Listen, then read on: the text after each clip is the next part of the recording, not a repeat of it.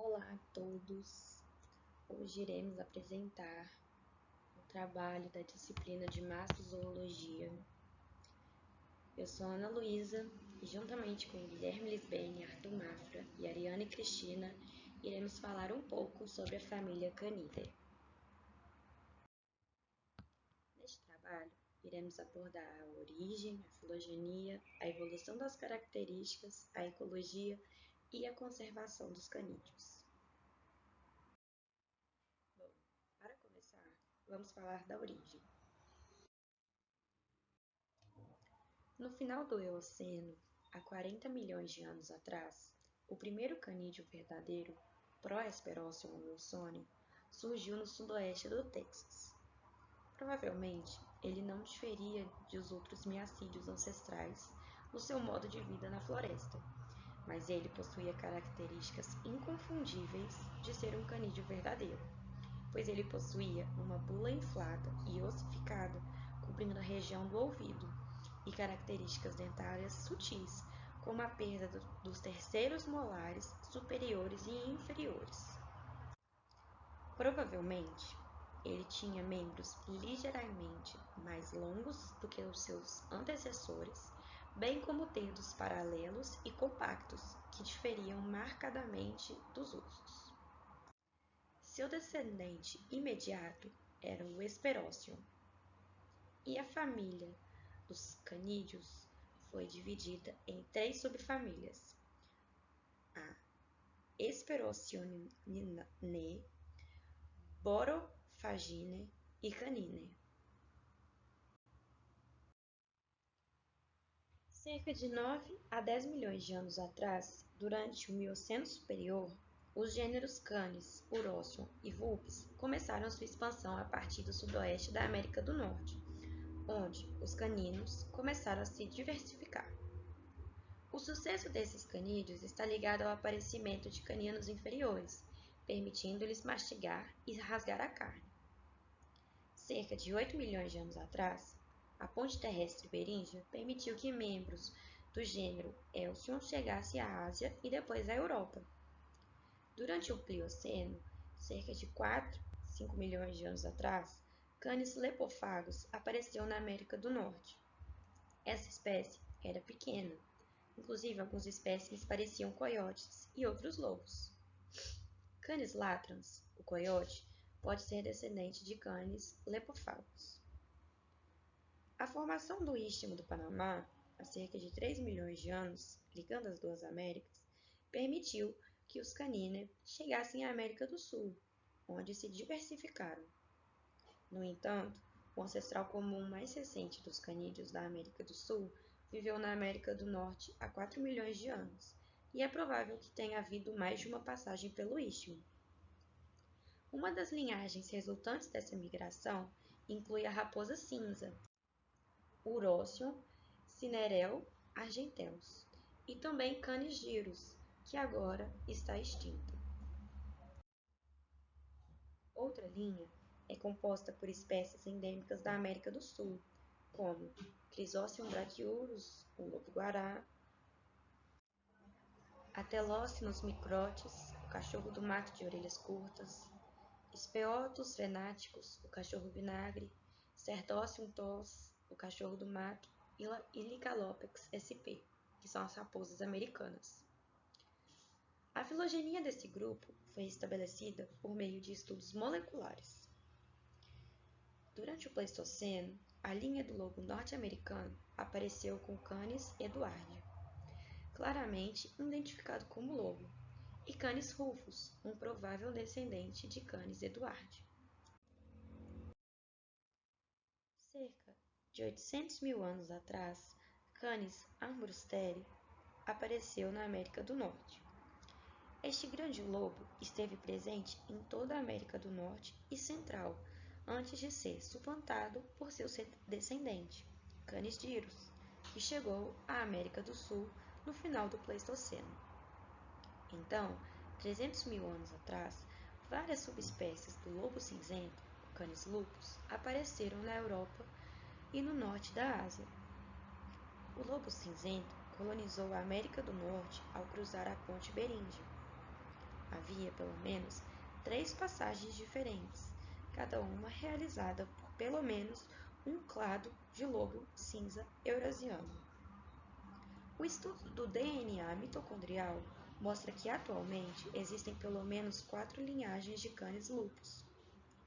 O Canis gyrus coabitou por um tempo com o Canis lupus, mas desapareceu durante a extinção em massa que ocorreu há 11.500 anos atrás. Em 2015, um estudo de genoma mitocondrial e do genoma nuclear de canídeos africanos e eurasianos descobriu que os canídeos colonizaram a África e a Eurásia pelo menos 5 vezes durante o Plioceno e o Pleistoceno, o que foi confirmado por achados fósseis.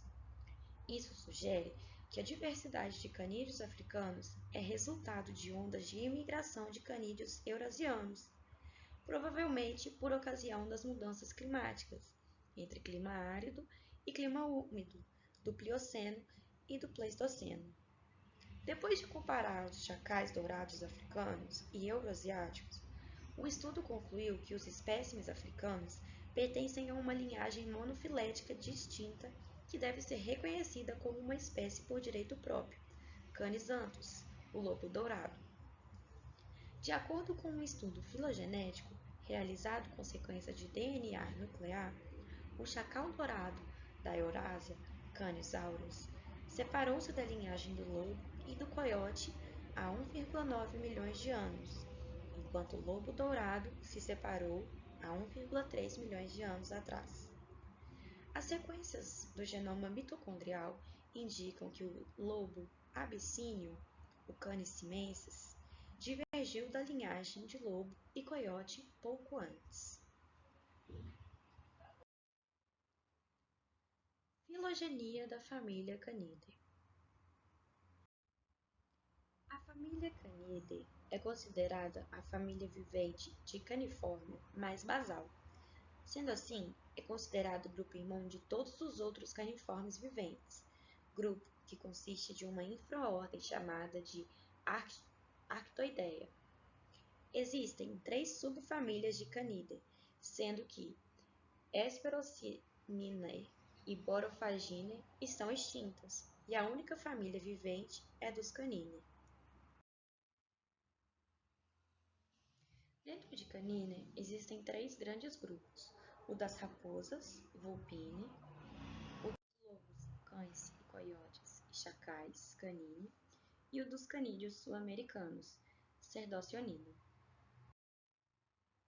Maiores destaques para o grupo dos canines, que por sua divergência evolutiva ter ocorrido na história relativamente recente, a maior parte das espécies consegue fazer hibridização entre si, e para o grupo do Cerdocionina, que deriva de uma única invasão de canídeos da América do Sul e hoje possui a maior diversidade da família, apesar de poucos serem popularmente conhecidos, como o lobo-guará e o cachorro do mato.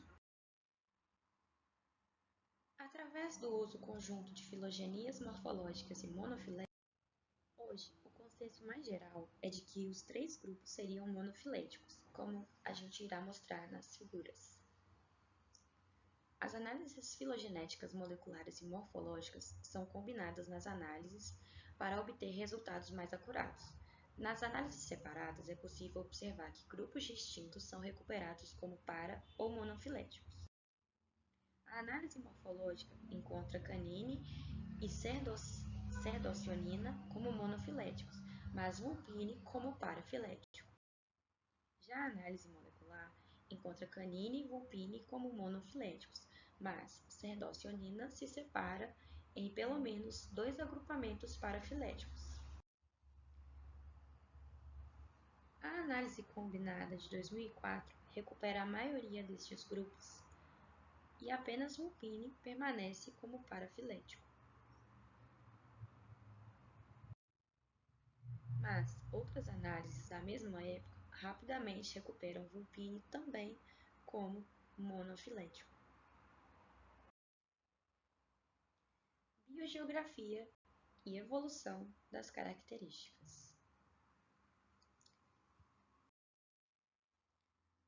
Os ancestrais mais antigos dos Canidae, o Prohesperosaurion, provavelmente possuíam membros mais longos que seus antecessores e dedos paralelos que praticamente se tocavam, características essas que permitiam um estilo de vida cursorial. No início do Oligoceno, cerca de 34 milhões de anos atrás, a família sofreu sua primeira irradiação, dividindo-se em Hesperocyaninae, Borophaginae e Caninae. No primeiro grupo, as espécies eram do tamanho de pequenos lobos, com dentes especializados em rasgar. Já o segundo era constituído de animais menores e o terceiro composto de apenas algumas poucas espécies discretas. A família estava restrita à América do Norte e há 30 milhões de anos atrás teve seu primeiro pico de biodiversidade. Os herbívoros também estavam em alta, razão pela qual, na primeira metade do Mioceno, os canídeos tiveram seu segundo pico de diversidade.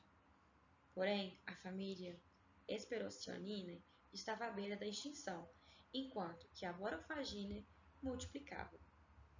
A tendência evolutiva eram herbívoros mais rápidos e, consequentemente, a presença de canídeos cada vez mais velozes, e vice-versa.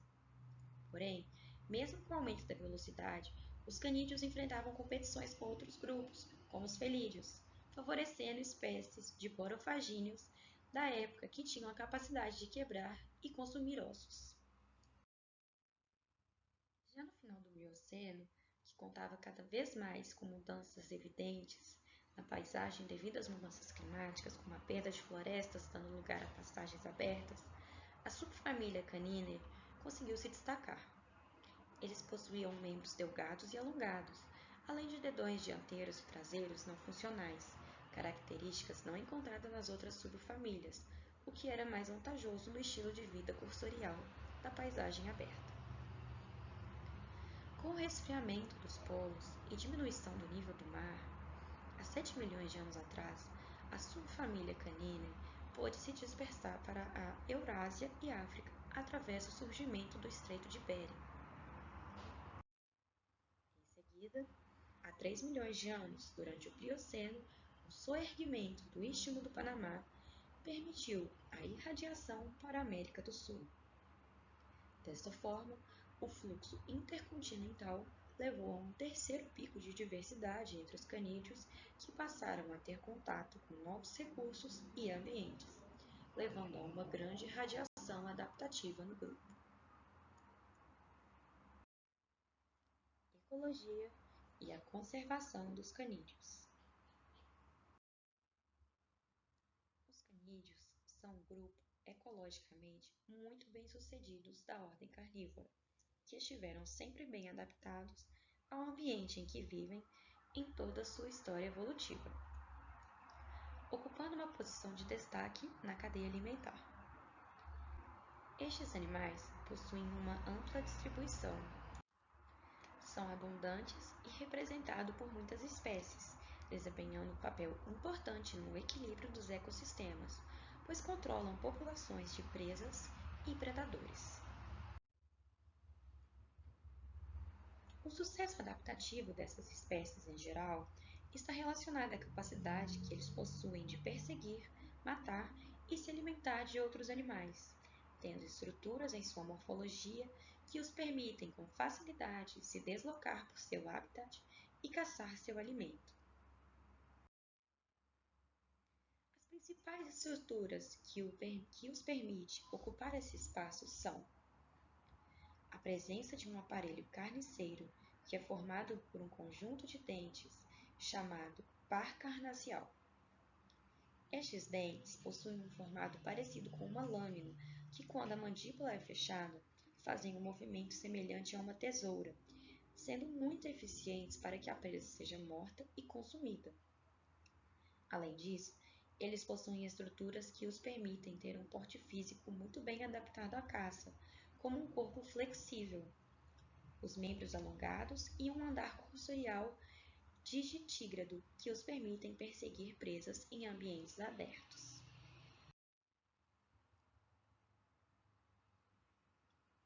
Os Canidae, juntamente com a família Felidae e Hyaenidae, fazem parte de 3 famílias modernas de carnívoros que são notáveis por possuírem predadores no topo de cadeia alimentar. No entanto, cada uma dessas famílias apresenta estratégias diferentes para caçar e consumir suas presas, sendo que a dos canídeos baseia-se especialmente em suas táticas de matilha. Estes animais possuem um porte físico muito forte e resistente, então sua caça baseia-se principalmente em perseguir em equipe uma presa por distâncias longas e ir mordendo-as à medida que as forem alcançando. Dessa forma, eles garantem uma perseguição bem-sucedida e abatem presas, muitas vezes de grande porte, trabalhando juntos. De acordo com os especialistas da União Internacional para a Conservação da Natureza, IUCN, hoje em dia essa família possui 5 espécies que estão ameaçadas de extinção e mais 5 que estão quase ameaçadas. No entanto, apesar do fato de que algumas espécies estão ameaçadas e precisam ser conservadas, outras são extremamente abundantes e podem trazer problemas, como questões de manejo, sinantropismo, transmissão de doenças e predação de animais domésticos. Portanto, é possível notar que, apesar do grande sucesso ecológico e evolutivo e de ocuparem o topo da cadeia alimentar, alguns desses animais ainda sofrem risco de extinção. Existem alguns motivos principais que explicam isso, sendo o principal deles a perda de hábitat. A perda de hábitat, principalmente realizada por fatores antrópicos como a exploração, ocupação e destruição de ambientes naturais, acaba muitas vezes levando esses animais a tentar sobreviver em ambientes onde não são adaptados para viver, tornando-os reféns de um ambiente que para eles é hostil.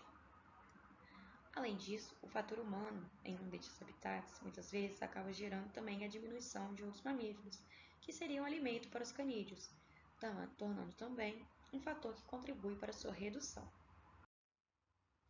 Além disso, existem alguns problemas específicos, como a transmissão de doenças por cachorros domésticos que habitam o mesmo ambiente de outros canídeos, provindos principalmente do contato humano. Outro problema é o hibridismo, como no caso do lobo etíope, Canis simensis, do lobo cinzento, Canis lupus, e do lobo canadense oriental, Canis lycaon, e o lobo vermelho, Canis rufus, que é capaz de cruzar com cães domésticos, Canis lupus familiares, e gerar descendentes férteis, o que acaba por diluir sua linhagem genética e gerar híbridos, que também se reproduzirão futuramente. E como podemos ajudar na conservação? Apoiando entidades que se dedicam à pesquisa e à conservação dos canídeos, apoiando a conservação de hábitats, apoiando o desenvolvimento e realização do Plano de Ação Nacional para a Conservação dos Canídeos Silvestres e sensibilizando a população acerca da importância de preservar e das ameaças sofridas pelos canídeos. Bom, é isso. E essas foram as referências utilizadas para a realização do nosso trabalho. Obrigado!